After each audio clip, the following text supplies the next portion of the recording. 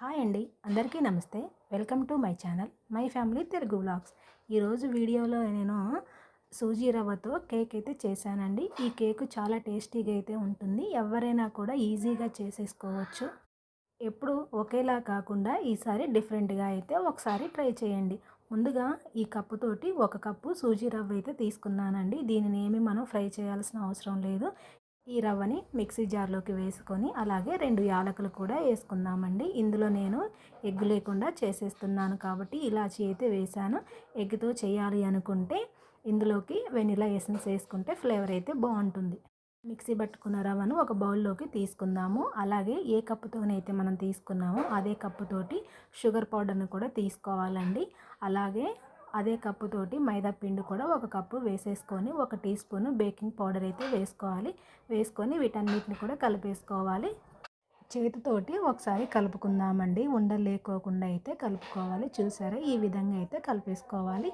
ఇందులోకి మనం తీసుకున్న కప్పుతో 1/2 కప్పు ఆయిల్ అయితే వేసుకోవాలండి. ఇది ఫ్లేవర్ లేని ఆయిల్ అయితే వేసుకోవాలి.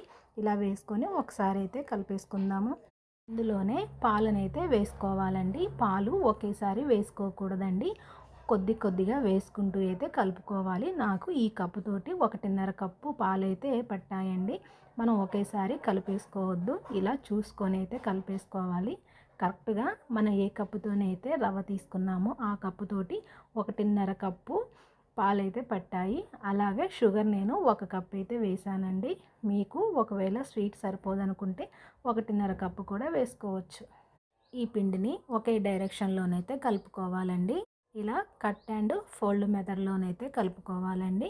చూసారా, పాలు ఒకేసారి వేయకోకుండా కొద్దిగా వేసుకుంటే పాలు అనేది చాలా చక్కగా అయితే పడుతుంది. ఇలా కలిపేసుకొని ఒక 10 నిమిషాల పాటు పక్కన పెట్టేసుకోవాలండి. ఇందులో ఉండే రవ్వ కాస్త మెత్తగా అవుతుంది. ఎందుకంటే మనం వేసిన పాలతోటి నానిపోతుంది. కేక్ కూడా చాలా చక్కగా అయితే బేక్ అవుతుంది. అది ఒక 10 నిమిషాలు మూత పెట్టేసి పక్కన పెట్టేద్దాం. అంటే కేక్ గిన్నె ఒకటి తీసుకొని దీనికి ఆయిల్ అయితే స్ప్రెడ్ చేసేద్దామండి. ఆయిల్ స్ప్రెడ్ చేసిన తర్వాత కాస్త పిండి చల్లించుకోవాలి. ఇలా ఈ పిండిని గిన్నె మొత్తానికి కూడా స్ప్రెడ్ చేసుకోవాలి అండి. ఎందుకంటే మనకు ఈ గిన్నె నుండి కేకు ఈజీగా రావటానికి అనేసి మనం ఇలా ఈ పౌడర్ని అయితే చల్లుకోవాలి. నేను మైదా పిండిని అయితే యూజ్ చేశానండి.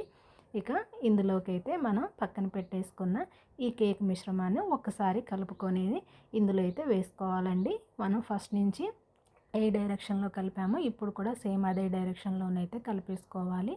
మొత్తం ఇందులోకి వేసేసానండి. పిల్లలు చిన్న బౌల్స్లలో కావాలనేసి అడిగారు. వారి ఇష్టం కోసం నేను చిన్న బౌల్స్లలో కొద్దిగా అయితే వేసేసి దీని రెండింటిని కూడా ఇలా ఓవెన్లోనైతే పెట్టేశానండి. ఓవెన్ని ఆన్ చేసేసుకున్నాను. ఇది నేను 20 మినిట్స్ అయితే పెట్టానండి. ఇక అలాగే టైమరు 180 డిగ్రీస్ దగ్గర అయితే పెట్టేశాను. 20 మినిట్స్లోనైతే చాలా చక్కగా అయితే బేక్ అయ్యిందండి.